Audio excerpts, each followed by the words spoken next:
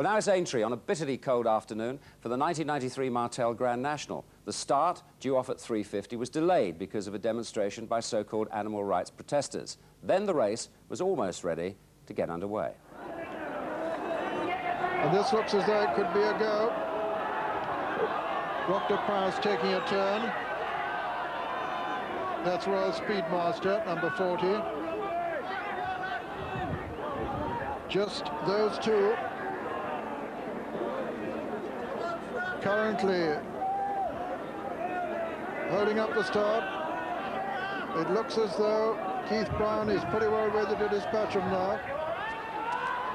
Royal Speedman, that's it, that away, and Riverside Boy is slowly away, and Chatham has refused to start at all, and Romany King has gone off, and a red flag is being raised, and it is in fact a false start.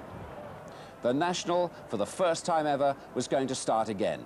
It took some time to get things organised. Then the 39 runners were ready once more. And this noise from the crowd, really getting one or two of them right on their toes. Royal Speedmaster still got to get in to join the others. He's currently out of picture, but I doubt if Keith Brown will wait indefinitely. That's David Stuckey spinning round. This is him nearest to us, Royal Speedmaster, with the press curve, being led in by Jerry Scott now.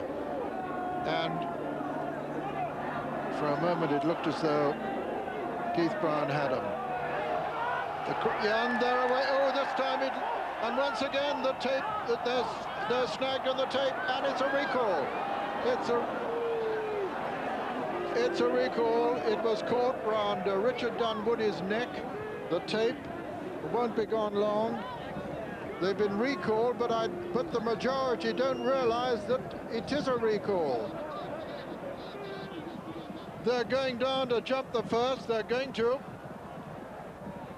So it's Rollbuck on the near side, Carl Villahow on the far side with Rowlandson's Jewels, and they're sure to be recalled, I would think. Unbelievably, another false start. But many of the runners were off and away. They saw no flag to pull them up. And the race this time went on and on. And this is the most amazing scene here, with the crowd booing as they realize that several horses have had, 9 horses have had no chance at all. And they're being waved past the chair. They're not going to jump it. It isn't... Well, they are going to jump it. They can't believe it. Howe Street lands in the lead. Sean Medal nearly went. They're going to have to pull up when they get here. Surely, Howe Street from Interim live on his inside and give us a buck.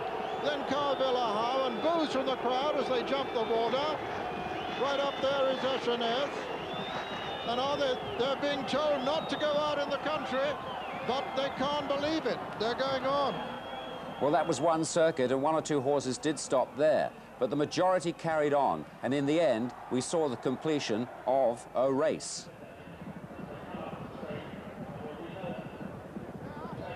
Of course, there were people on the course earlier, and the riders thought that they were demonstrating, and so they didn't take any notice of those who tried to stop them. So as they race up to the line, in the National that surely isn't, S&S is the winner, 2nd is Carl Villahow, 3rd is Romany King for the committee, and 5 is Give Us a Buck. Then come, on the other hand, and Laura's Bow, and they are the only ones to have completed in the race that surely never was. Well, Bill Smith's come back from Aintree with us this evening. It was a shambles, wasn't it? I don't think it's any exaggeration to say it's probably the worst day in British racing. Mm-hmm. It's the failure of the race is one thing. The last loss of the Grand National is something, but we look fools in front of the world. Yeah. Everybody's seen this race. It's a worldwide audience, and it's a very, very sad day for British racing. Can you put your finger on anything? We can look at those starts again, if you care to. The first one. I think the first fault lies with the mechanics of the gate. The elastic there doesn't go up. It's supposed to go up out of the horse's way quickly enough that no matter how fast they leave the gate, it shouldn't get caught up on them. So that's a mechanical failure there, really? Yeah, that obviously is the first serious mistake. Mm-hmm.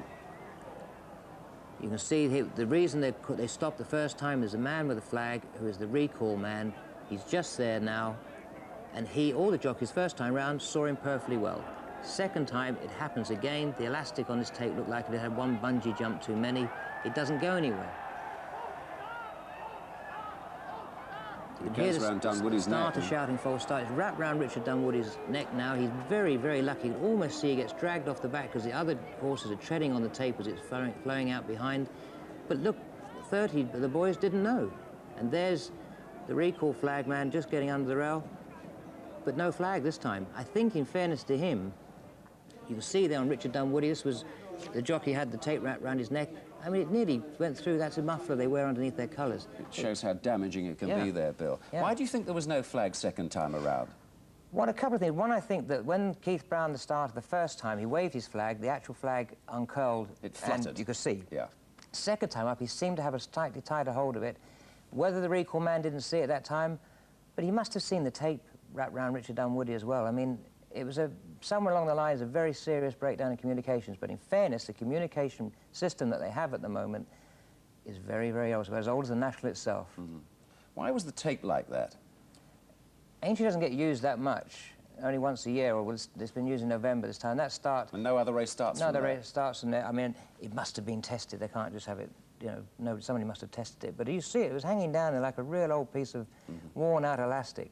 And I think that that's the first thing that went wrong, obviously. If the tape had gone up the first time up, there'd be no problem. All the connections were bitterly disappointed afterwards. What sort of opinions did you get from there? It's a desperately hard thing. This is a Grand National. This isn't just a race. People buy horses, train horses, work for it. Some of those jockeys have been dieting and wasting really hard to ride the lightweights. Trainers live with these horses. You get national horses, you don't get one every year. You just have to try and hope one comes along. And it takes a lot of preparation, a long time getting them ready.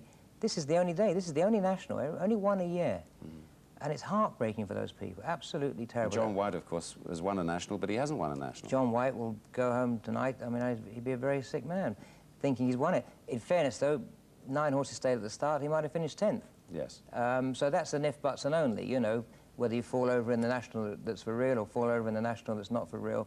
That's something that you can't really ever say, you know, would have been or might have been. And Mrs. Pittman was less than happy because it might have been her second national win. Might have been the same figures for her, though. I mean, Yes. she might have finished 10th. I think that side of it is terribly disappointing. Of course it is. I mean, particularly if you're not that sure, you keep thinking, is it really off? Is it? Perhaps they won't to make it void. Maybe I have won it. You've got all those emotions going through, which are very, very hard. But I think, like now, we know it's off, it's finished.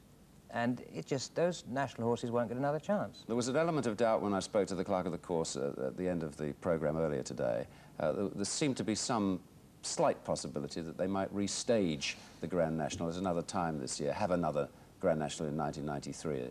Do you think that's any I realm don't of think. You see, possibility? what's left of the season now, these horses couldn't possibly run for, say, a minimum of 2 weeks, 3 weeks better, a month better still. The ground's going to dry up. I mean, you wouldn't think so driving down the M6 tonight. It was ever going to dry up again, the rain coming down, but it's going to dry up. These horses have been on the go a long time. They've been trained for today. Horses like Zeta's Lad, I mean, John Upson's trained him for today. Had it absolutely right for the day. Absolutely spot on. Jenny Pittman, Garrison Savannah, her other runner, I mean, he was ready for today. If you had it in a month's time, you probably would have something like 2/3 of the field that you've got today. It wouldn't be the same race, plus the fact you can't just have a race day with the Grand National. You've got to have a main event supported, so you've got to get 5 other races together. Highly unlikely. It doesn't, I can't imagine it being sorted out now, and if you're talking about November time, again, these horses need picking up and getting ready, need preparatory runs. November, they're not going to be ready. The extraordinary thing for me is that with 40 runners, well, 39 today, and that number of runs, it's always a little bit chaotic, the start. You've ridden in the race many times. It's always to wonder it hasn't happened before, something like that. Is there a definite way of avoiding something like that? Definite way of avoiding this is you have a better recall system.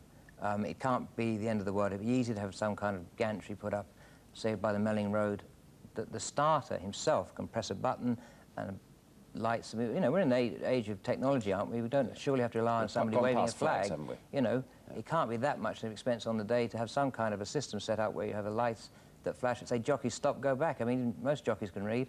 You need a light. A red light will do. You know, I think it's a bit pathetic that we can't do it. It's easy now, of course it is. We've seen what happened. You know, nobody really was saying last week, oh, of course, you ought to have some recall lights there, because nobody saw this happening. That takes foresight. Yeah, you know, it's very easy now sitting here saying this, but now we do know it, and now the important thing is we've got to make sure it doesn't happen again. Thanks for the moment, Bill. Well, this evening, Richard Pittman, another of our racing specialists, of course, and second himself in the National way back in 1973, remained at Aintree to gauge further opinion from there.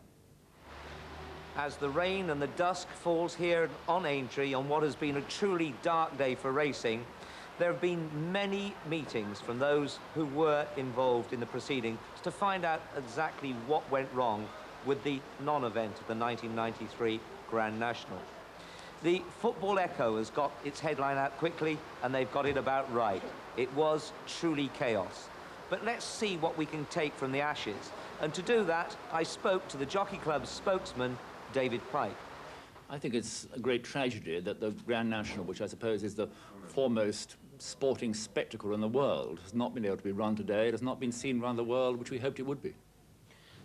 How has the reaction been, though, from within the Jockey Club as to the future developments? Well, what we've got to do now, quite clearly, is look at all the details of this start in every possible way, the personnel involved and the technicalities involved in starting a race in this way, and see if improvements need to be made and to make them.